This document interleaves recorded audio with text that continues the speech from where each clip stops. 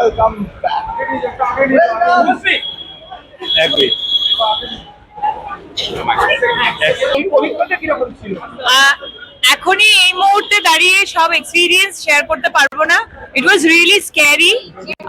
শুধু শুধু আমি একটু দাঁড়ান, একটু এরকম ঘুরে একটু ব্যাক করো। আচ্ছা, ঠিক আছে, ঠিক আছে। শুধু এটুকু বলতে পারি যে তোমাদের সবাইকে এবং তোমাদের থ্রুতে যারা যারা আমাকে দেখছে তাদেরকে বলতে চাই থ্যাংক ইউ সো মাচ। তোমাদের ভালোবাসা, তোমাদের কনসার্ন আমাকে এবং আমার পরিবারকে শক্তি দিয়েছে।